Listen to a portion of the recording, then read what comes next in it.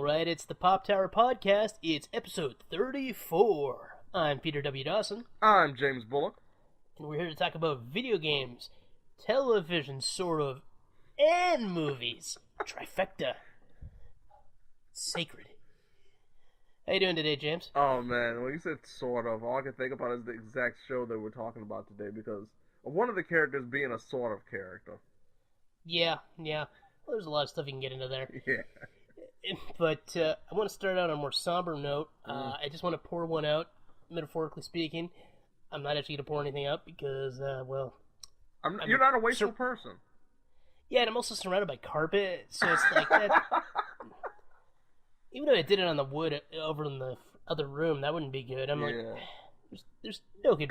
I know, and then you're just sitting there looking at it the whole time we're doing the podcast.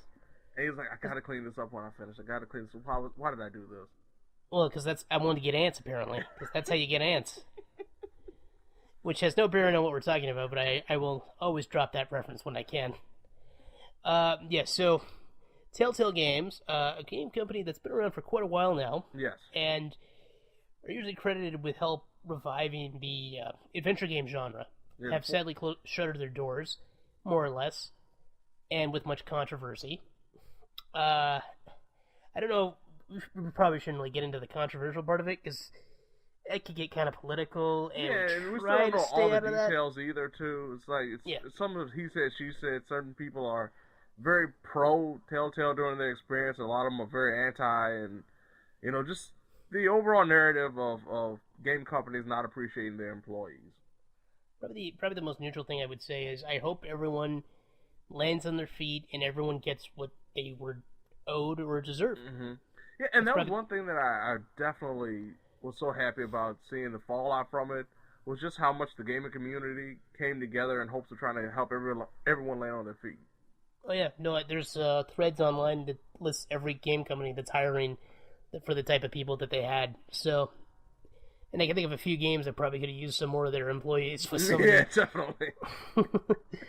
Because they did Telltale style games, but they were kind of lagging in a few areas. Yeah, it happens.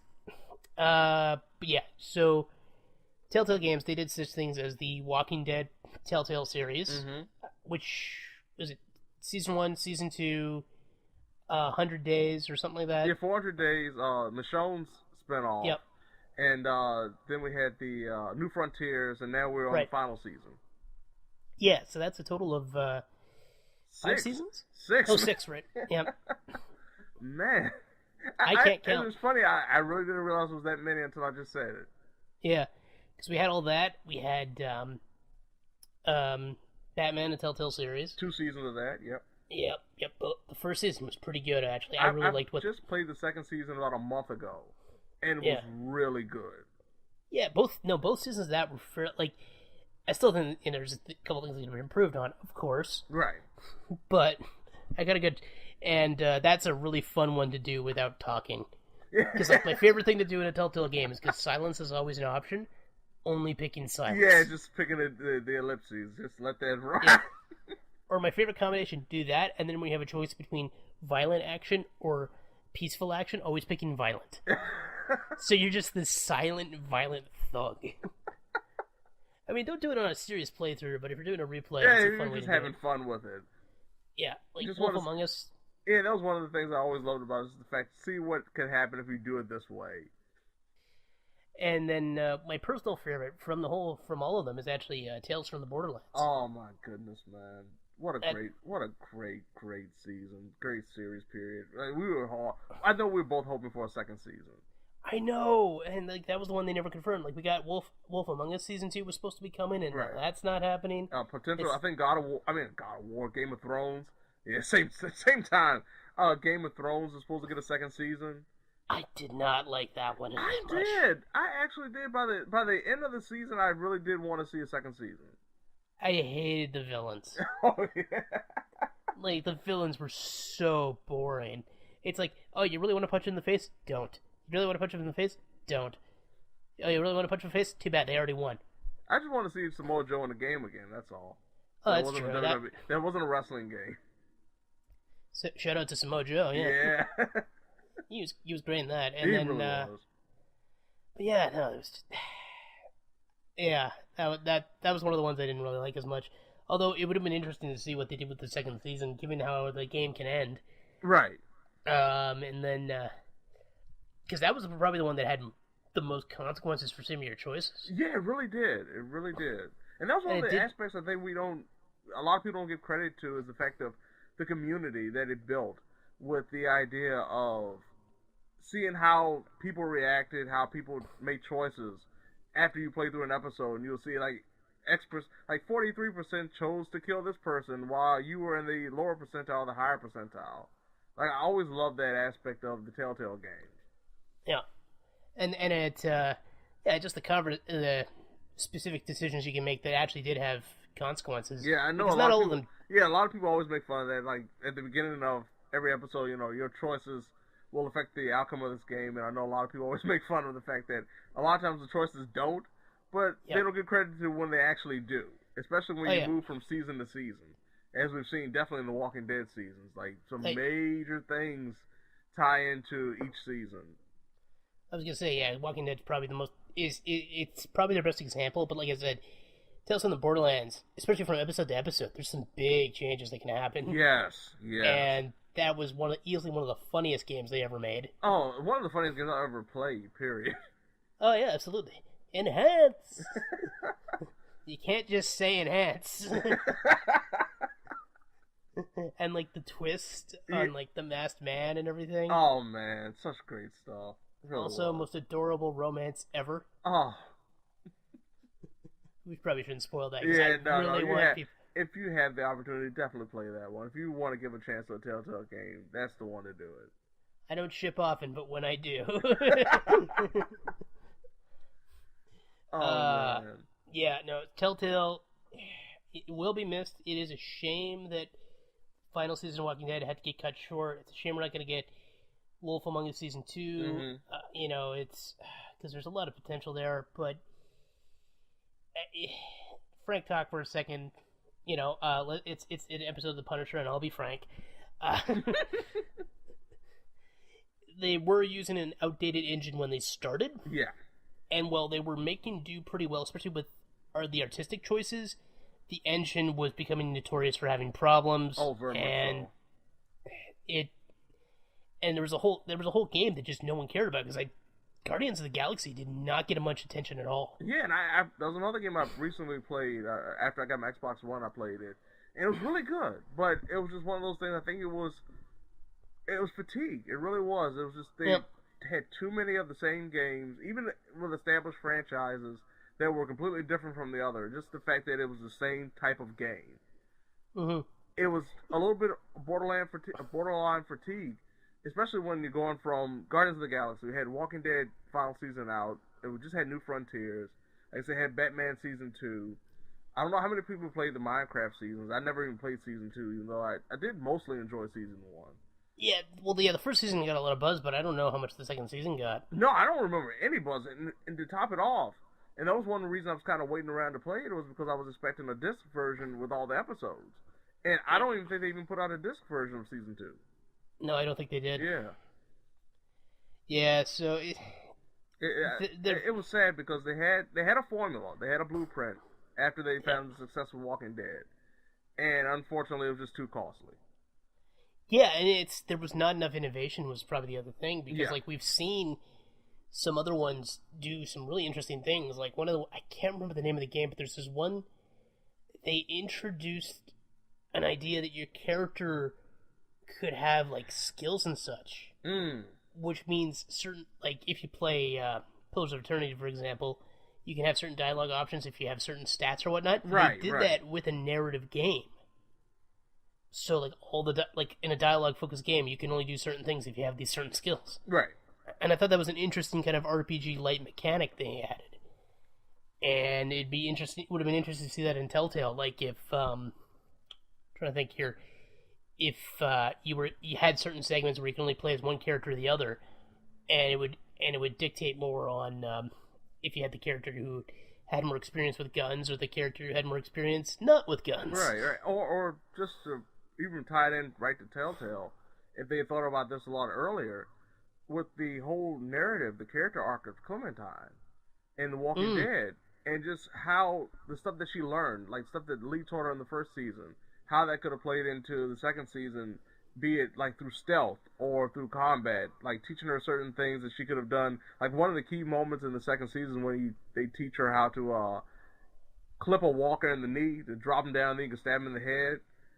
Well, what if like that was an optional move that she could have learned? Yeah. No, and if not that, she picked up some other move, like like she learned how to use a bow, so instead of getting up close, you just used a bow and arrow. Exactly. Yeah, there was a lot of options, and it's a shame that it's just a shame because even, like I said, even with a lack of innovation in some respects, I mean, like Batman Season 2, which just wrapped up not too long ago, right? That was really good. Really great storytelling, yes. Yeah, even without the innovation, although some would have been welcome, there was definitely still some quality there. So it's really a darn shame. And to tie it in, and with the very end of The Walking Dead final season right now, like I said, I don't know if we're ever going to get the third and fourth episodes, the final episodes, but overall, this season, just from the first two alone, is so much better than the New Frontier season that came before it. And it's almost like, man, this felt like a return to form. And it's unfortunate that we may never get the actual conclusion to that story. Yeah. Well, unfortunately, that's the way the cookie crumbles. Yep. But or the walker tumbles. Yep. Look, we gotta end on a laugh here. We gotta be a little bit happy about this in this whole episode because it might get a little negative by the end of it. Look, man, if all else fails, one day we'll be king and we'll be able to just eat as many waffles as we want. Speaking of it being king and eating waffles, there we go. Disenchantment. You can tell what part I really like. Yeah. It's so funny because the one character you were mentioning is the one character I was thinking before we did this, I really wish we would have seen more of. Yeah, I figured as much. I could already guess where you're going to go with this. Yeah. So, Disenchantment is a Netflix original that Fox actually passed on because it was created by Matt Groening, creator of The Simpsons and Futurama. And, yeah, he... like I said, he pitched it to 20th Century Fox. They passed. Netflix ordered it. 20 episodes, effectively 2 seasons. Although I think it's going to technically just be 1 season with Part A and Part B. Yeah, I think that's what they're going for because they haven't said... They've said, like, Season 1, and they've said there's a second season, but it's more of like, hey, we just got 20 episodes, so we're just going to put them all together. Yeah.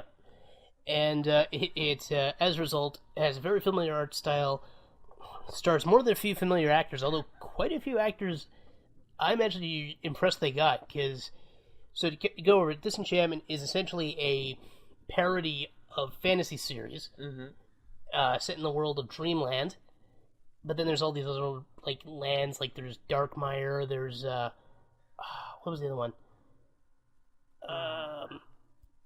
Bentwood. Yeah. That one does make me chuckle. Yeah. Because it still sounds real. So it's like, oh, it's a double entendre, but it's like, I could have, it's not as, like, stupid as some other names. And there's Elfwood, stuff like that. Yeah. Yeah, and in this case, yeah. It's mostly their lampoon fantasy tropes while also telling epic stories, much like how Futurama would both ape sci-fi and have fun with sci-fi. Right. Like, that's what they're going for. And it stars Abby Jacobson as Princess Bean. That's not her real name. No, her full name is... But that's what everyone calls her. Yeah, because her I love the fact that somebody actually wrote out her name, her full name. Because I'm not going to butcher it. I'm not going to even try. You just look it up on Wikipedia and see what it sounds like. And somebody actually wrote this down and said, hey, you got to say this at least a couple of times. Yeah. Because we hear her full name throughout the series at least a few times by certain people. And man, I don't know how. I'm going to try. I'm probably not going to get it right. Okay. But I mean, I butcher names all the time on this, so. I can get the first name. That's about it. Tiebini Mariabini de la Rochambeau Gronkwitz. That's actually better than I would have expected. It still wasn't right. I'm I know. It really went to Spanish territory by the end of it. Well, especially when you hit Rochambeau, Yeah. you're either going French or Spanish. Because that I'm pretty sure that's Rochambeau. Yeah. Maybe Cajun, but I could not do a Cajun accent to save my life. You're not going to be able to film for Gambit now? Nope. Oh. Yeah, I'm going to show you a real good time. That's my Gambit. Alright, so so Princess Bean, and what's kind of great is in the first episode, she gets gifted a demon named Lucy. Yes. Which presumably is short for Lucifer. And played by Eric Andre. Yeah, and I was about to say, I was so surprised that was his character. Yeah. Because I had no idea that was his voice when I first heard it. No, he's got some talent. Yeah. I mean, well, of course, there's a lot of talented voice actors on here, as well as just experienced comedian types. Like, Nate Faxon plays Elfo. Yes. Who's just always happy. He's supposed to be. He's supposed to be very happy. Yeah, like even when horrible things will happen, he'll just be like, I'm Elfo! He is definitely the glass half full character of the group. Yeah, just always happy. And then, John DiMaggio plays King Zog. Oh. It is Zog. It is Zog, right? Yes, it's Zog, yes. Yeah. Yeah, they spell it with what is it called when there's a line through the middle? I don't know. I know, yeah. It's not an umlaut, that's something else. Yeah. Yeah. Okay, King Zog. Probably my favorite character on the show. Easily. Yeah, like, we're going to jump ahead a bit to my favorite gag, but one of my favorite jokes in the whole thing is just the bit where it's like one of the knights is like, getting something like, but what reward will I receive if I go on this quest? And he's just like, the money I pay you. Like, it's John DiMaggio very much playing a king as if he were, I'm going to probably go with Frank from It's Always Sunny in Philadelphia, so Danny DeVito's character. That's probably, like, with a little bit of Will Ferrell's Anchorman, so a little Ron Burgundy in it. Right. But that's especially with, like, just the breakfast of just waffles galore. It's like, yeah, I'd probably do that if I was king. Yeah. That's like Ron Burgundy. He's like, I'm just enjoying my nice meal of steak, waffles, and fries, and of course scotch. You could totally see that being what King Zog does. Yes, so yeah, definitely. he's just like this, burnt out, cynical, but delightful character. He's very happy being a king, but he doesn't really want to be he doesn't want the responsibilities. It's just too much. It's just burned him out by the end of it. And we find out a few little things here and there exactly why he's kind of really, I hate to put like the pun in there, but he's kind of disenchanted with the whole idea of being king. Yeah. Well, I mean, that's the whole idea. Like, everyone's just kind of disenchanted with the wonders of the world. Yeah. Except for Lucy. Lucy's having a great old time. Oh, well, yeah. Lucy and Elfo are both very positive characters. Meanwhile, Bean's very much hard-drinking, just kind of out of it. Oh, yeah, that's one of the key things is Bean doesn't want to be a princess. There's the rest of these characters are in the main cast, but I'm just going to kind of zip through them real quick here. So, because there's Tress MacNeille playing Queen Una, who is the second queen, because she's what is she? She's like I guess amphibian's probably most accurate. Yeah, from Darkmire. Yeah. And then Matt Berry. Yeah. And then Matt Berry plays Prince Merkimer from Betwood.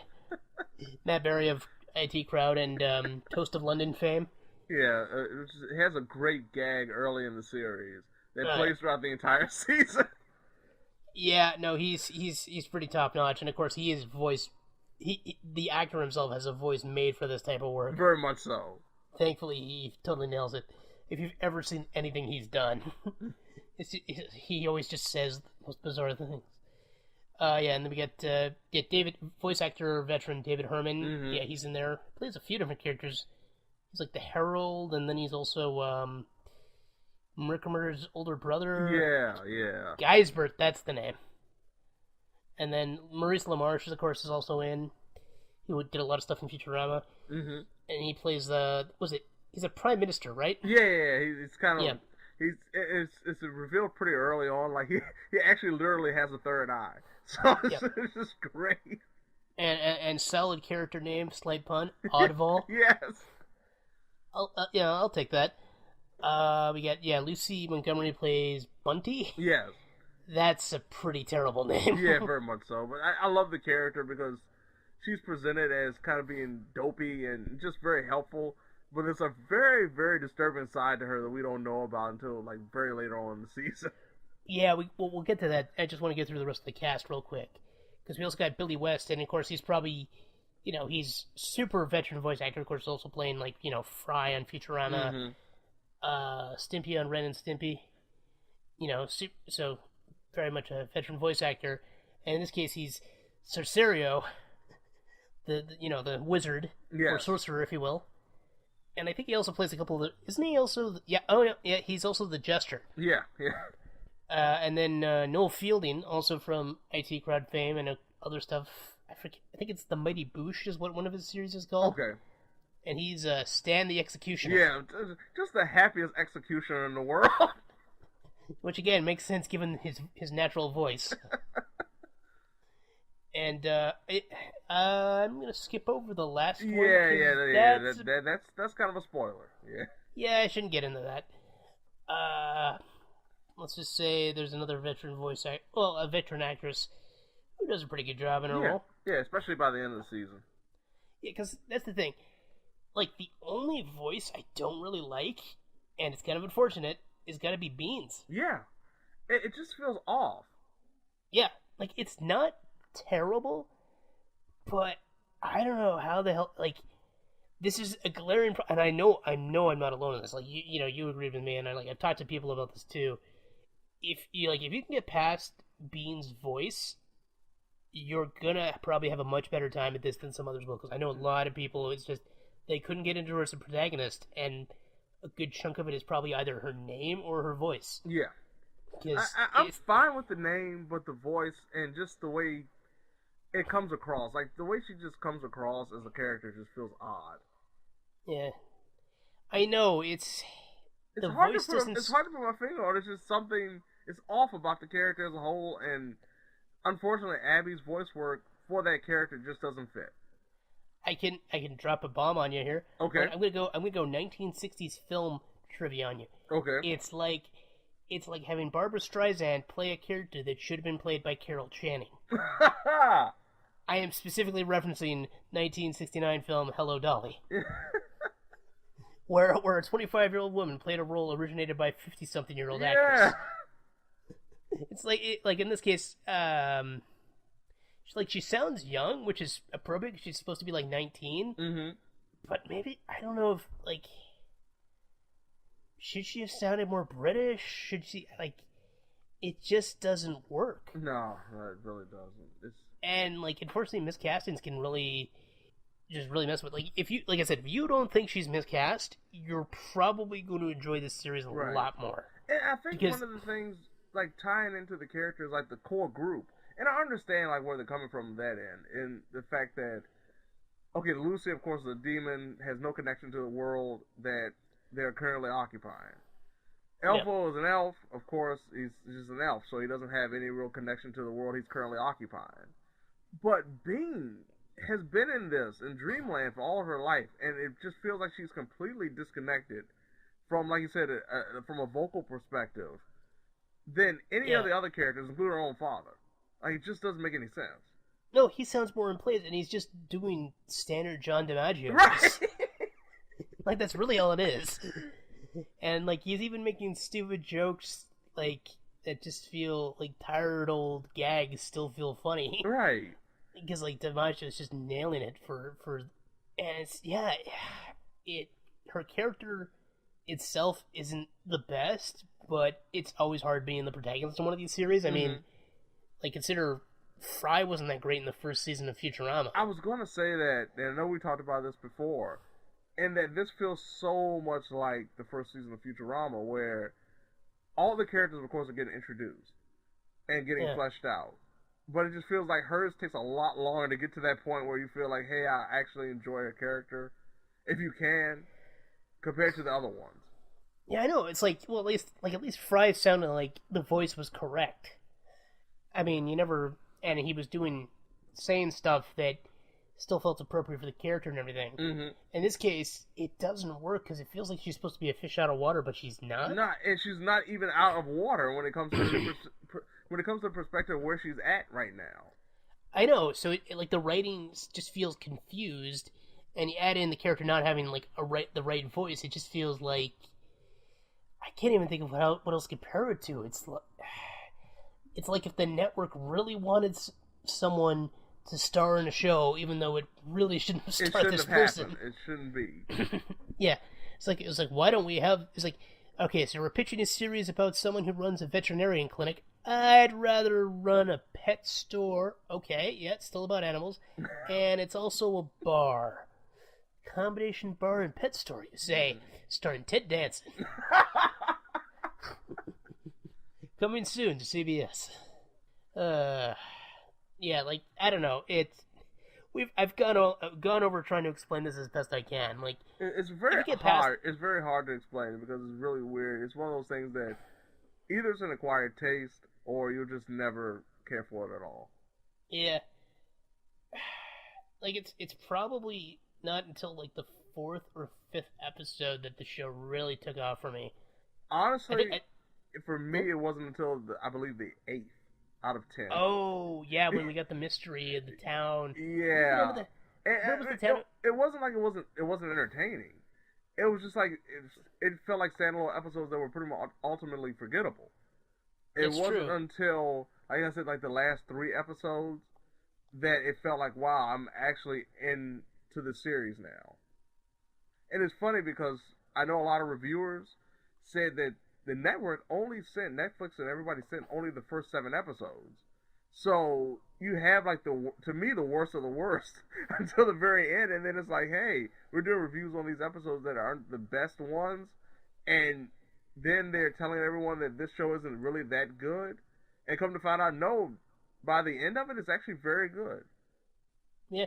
No, like where they go with it is interesting. And I love episode 8 when they really like explore the lost town of, what was it, Cremora? Yeah, Cremora.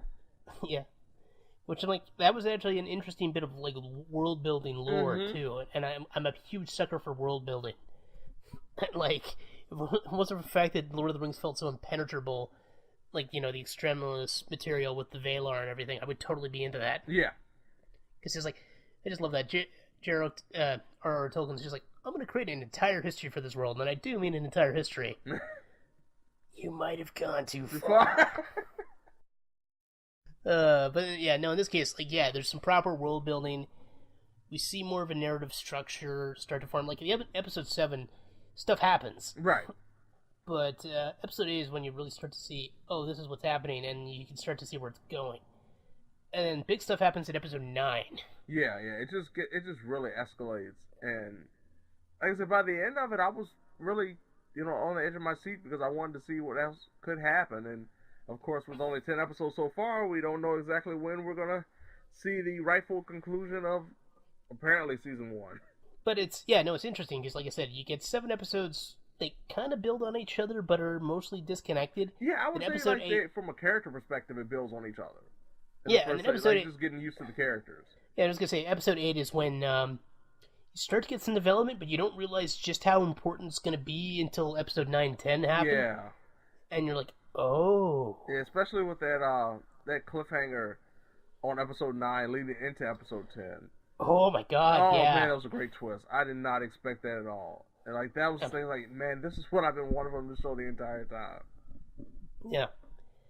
Like, I think what it comes down to, if like you watch a preview and you may not necessarily find it that funny, but if you don't have a problem with how Bean's presented there, yeah, you should probably give it a look. If you don't think you're going to be able to tolerate her as a female lead, or I should just say lead. Yeah. Just don't. It's funny.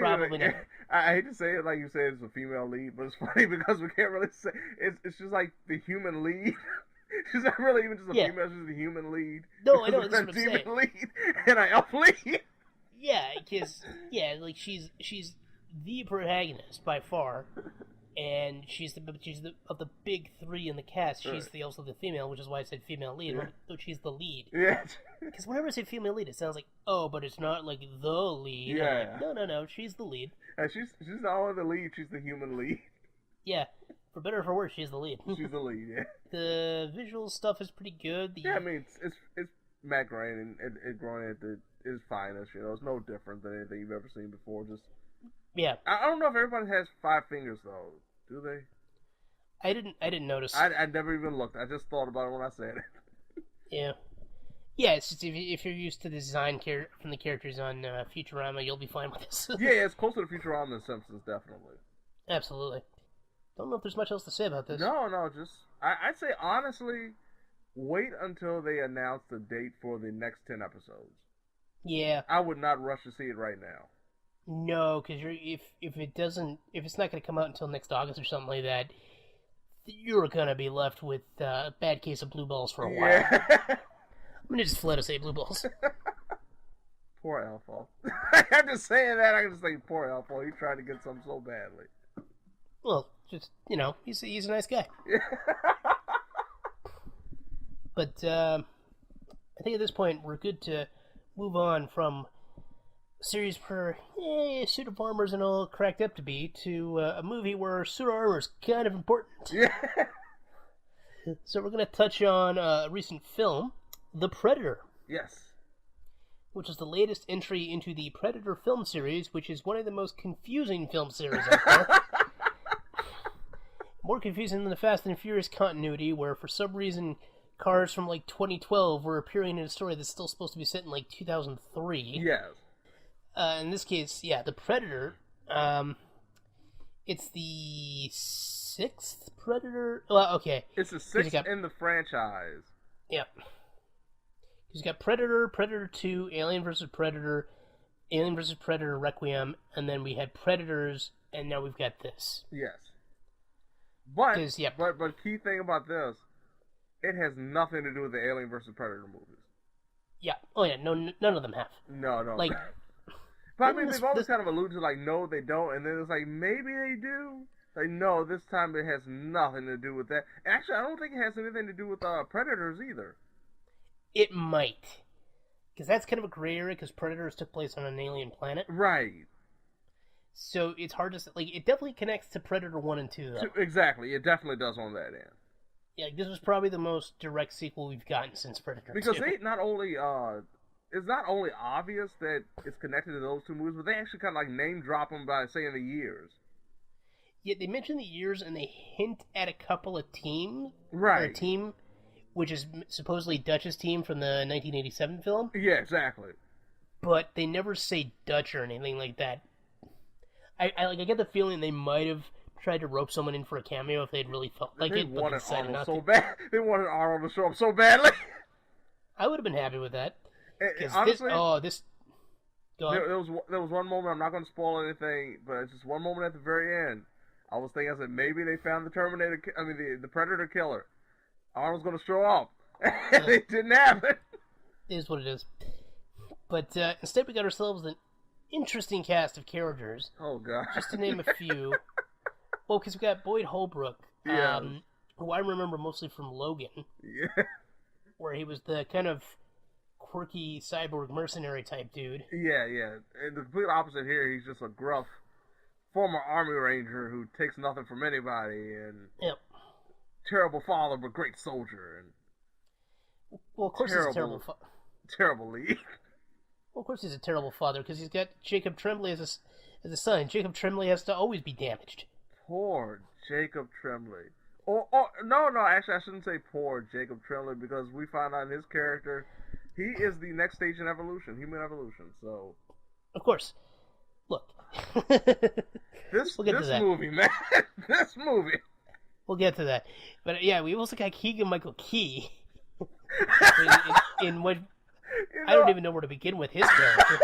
I'm not even laughing at the fact that he's in the movie. I'm laughing at the fact that his character was so out there.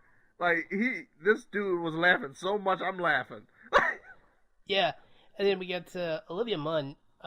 She was she a biologist, was it? Or yeah, she's a evolutionary biologist. Yeah, she's a biologist. Yeah. You know what? Some people say they don't buy her as a scientist. I think she pulled it off. She did a very good job. I was surprised when she showed up and was like, hey, she was spouting off stuff and being all smart. And I was like, hey, she actually pulled that off. Well, she's got that Aaron Sorkin experience from the newsroom, so she can speak really fast and sound smart. True. Oh, yeah, that definitely works with her. I didn't even think about that. Good point. Yeah. And then the man, the myth, the legend, Thomas Jane.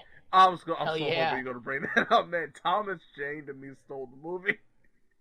It's a toss-up for me, because don't forget, we also have Sterling K. Brown. Yeah, oh yeah, he did a great job. Oh, man, he did a great job. Right? Like, well, this is the thing.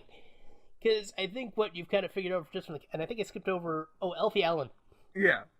He's there. He was fine, but like, he's there. Between Keegan-Michael Key just being, like, just out there, Olivia Munn actually being pretty awesome as a lady doc. Yeah. I am really focused on gender day. I am sorry. I shouldn't be dropping gender so much. I can't imagine. I don't want to. I'm not even gonna. So Thomas Jane, just being also just. You want to say out there for him? Is that probably accurate? Yeah.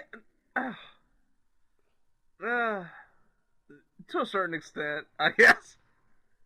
Yeah. To a certain extent. And then we got Sterling K. Brown. Like, yeah, these four alone are amazing in this. And it's kind of unfortunate then that Boyd Holbrook plays her lead, and he's kind of uninspired. Very much so. He's like a wet blanket if there ever was one. He is like freaking. If anybody that wants to condemn an actor just walking through a part, just sleepwalking through a part, like this to me was a perfect example of that. Yeah. I know, it's like he knew he wasn't going to be as interesting as the others, so he didn't try. Exactly. It's like, I have to tone down everything about me, so I just pretty much, I'm a human piece of cardboard. Just taking up scenery. I just realized who we forgot. Who? Jake Busey. Oh my goodness, I forgot he made it was not a cameo per se, but he was a character that was on screen for a very short amount of time.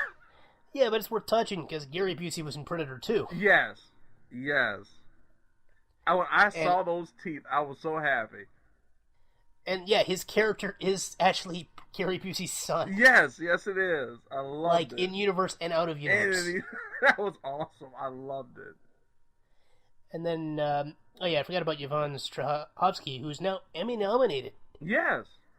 But, her role in this wasn't great, and she didn't get a lot to work with. She was the hardcore ex-wife. That was really it.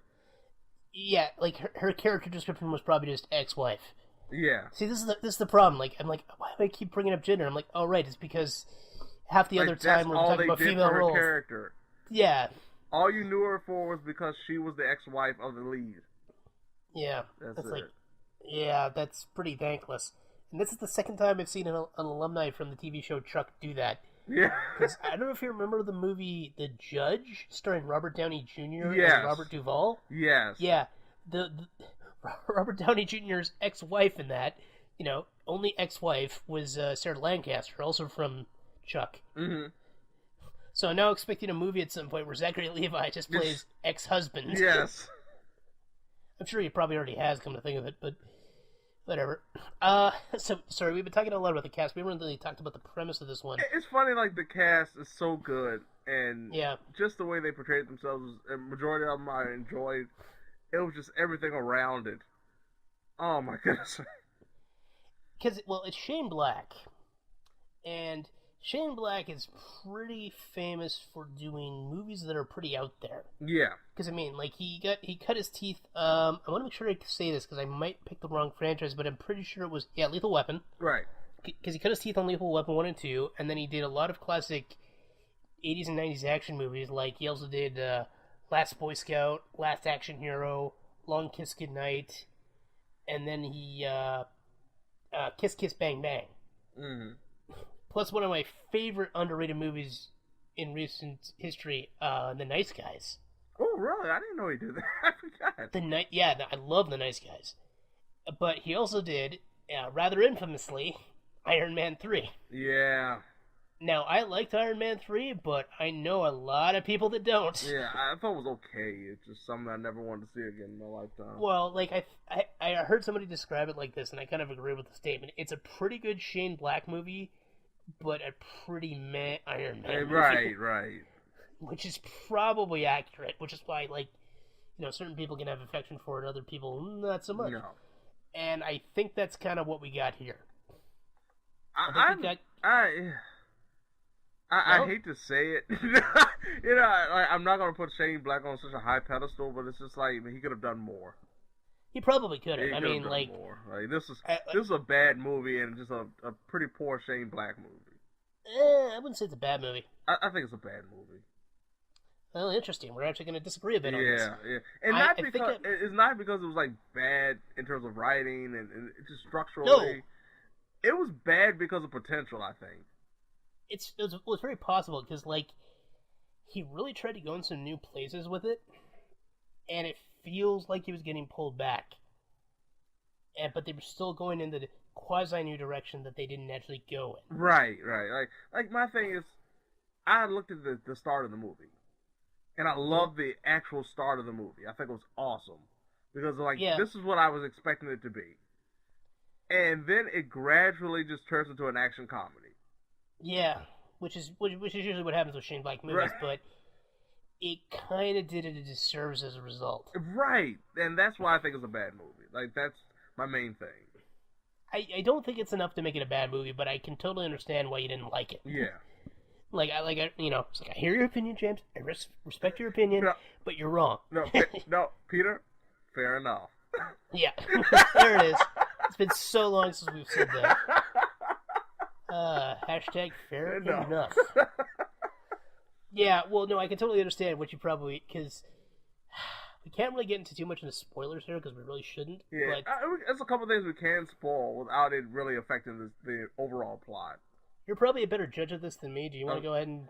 Well, I mean, just a couple of things in terms of, like I said, going into an action comedy routine is the gradual progression of, like, in the first scene, it's a very intense scene where we're kind of introduced to the threatening nature of the predator.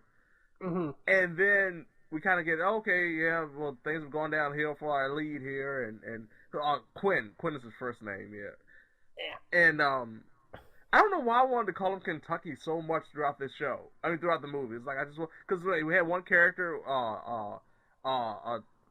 Trevante Rhodes, who's actually the kid, who's the adult version of the kid from Moonlight. Right. Yeah, and he was He's great. Nebraska, isn't he? Yeah, Nebraska. Like I said, and I wanted to call the main guy Kentucky the entire time because I've heard Nebraska. I just wanted to call him Kentucky for some reason. We should just call each other by like our states now. Yeah. You can call me BC. I'm VA, so there we go. We're just gonna call it. But once going back, Trevante has such a great. He did a very good job, like being that subtle but funny but bad, just great character, like just hard character, but without being too hard and unlikable like Boyd's character was, and not being completely over the top like poor Keegan. But he was pretty over the top, but like considering the history his character has, it kind of makes sense. It made sense. No, it made sense. Same thing like Thomas James's character. It made sense as to why they are like they are. But like I said, it starts off with this great suspenseful scene, and then we kind of get like a little bit of an info dump, and then we have another great suspenseful scene with Olivia Munn's character. That like hit a high note, and I was like, oh man, we're off to the races now for something. And then we had the moment where we meet all of the characters, the main characters right now, that are in this group that are going to, eventually try to take on the Predator. And it just goes, to me, off the rails from the perspective of what we could have started off with. Because now we got a situation where we have a kid, little Jacob, who, for some reason, even though he has Asperger's, he has the ability. Was it Asperger's or was it just autism? No, they kept saying it over and over again as Asperger's.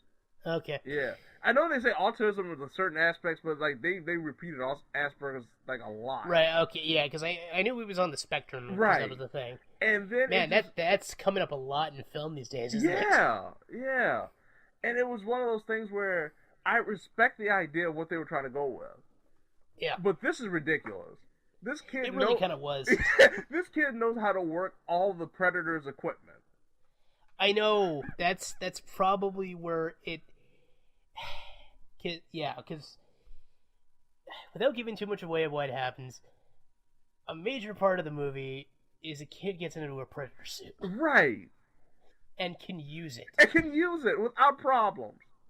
Like, and that, like, more than, like, the quirky characters that end up teaming up with our supposed protagonist.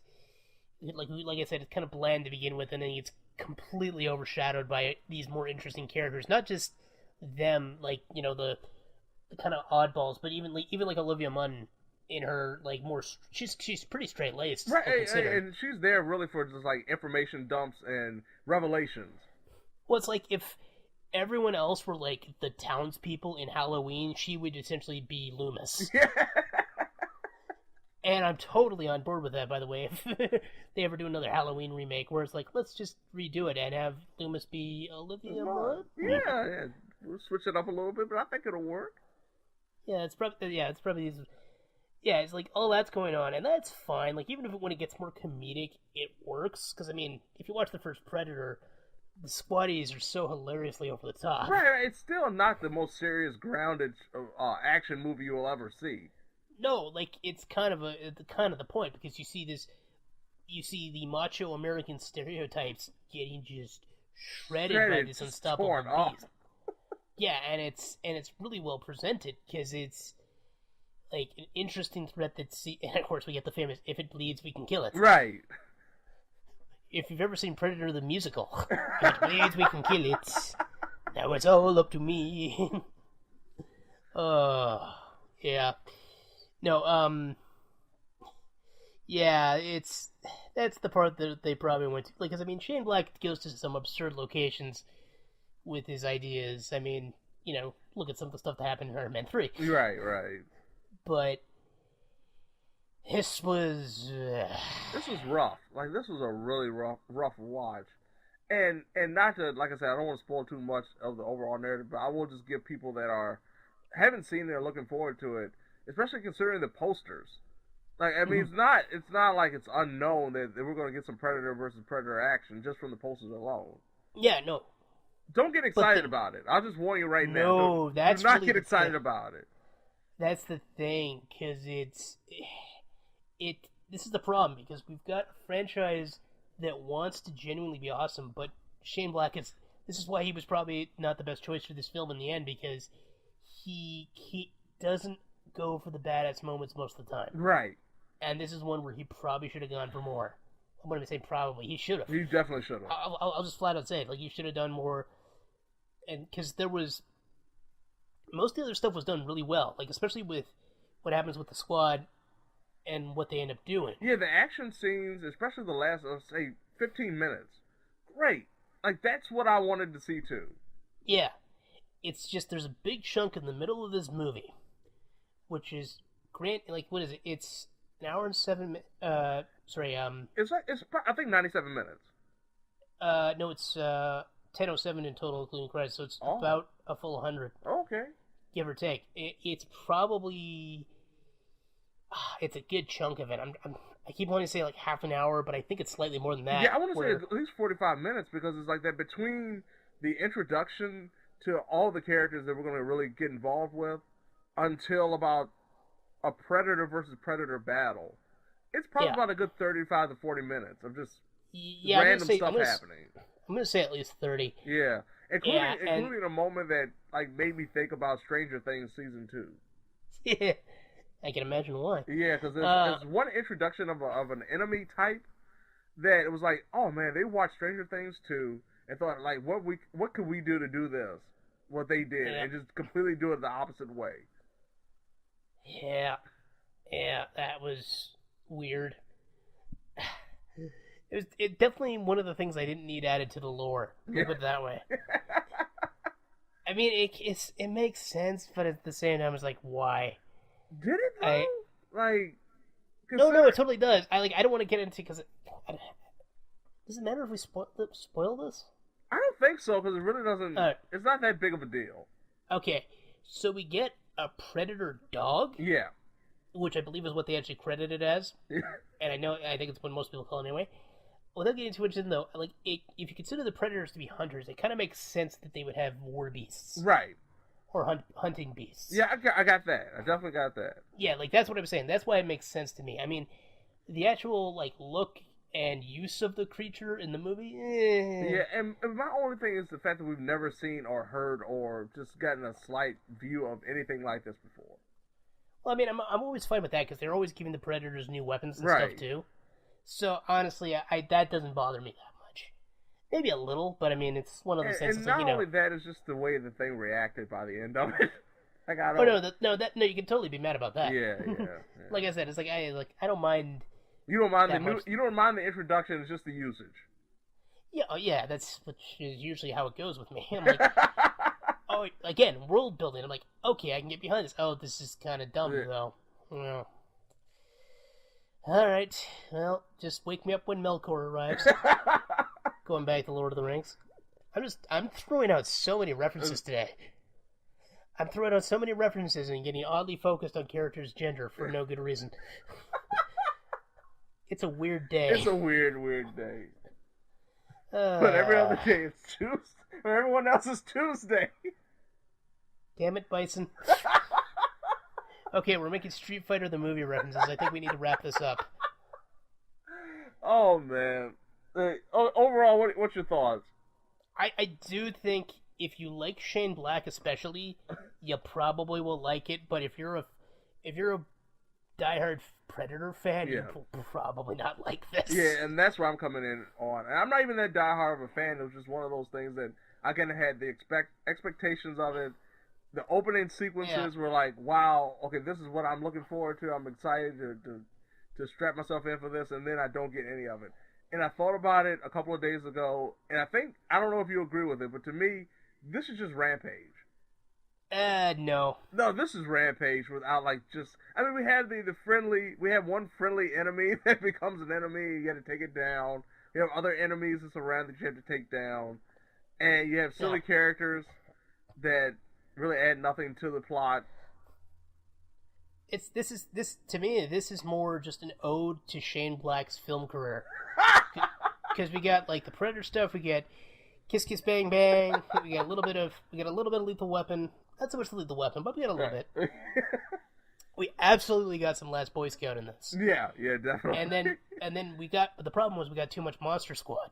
We didn't need Monster Squad. So, you make a very good point. I will have to agree with you because it's like... I don't think I mentioned Monster Squad. No, but it's just like you said. It's just like all of his ideas of what he thought were great movies. You put them into a blender and just added the Predator to it. He even added a bit of Iron Man 3, which, again, people probably weren't too happy about. Well, that's not to say he doesn't think that was a great movie. Yeah.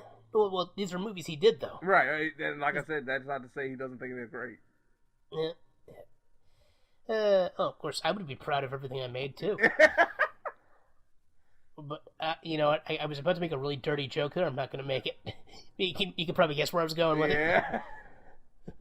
No, I would still say under certain circumstances, check it out, but I mean... I say Red Box Rental. I do not blame you for not liking it, but at the same time, I don't think it was a bad movie. Yeah, Red Box Rental. I think it was a flawed movie, for sure. If you have nothing else to watch, it's one of those movies you have nothing else to watch, and you just want to laugh at Keegan-Michael Key.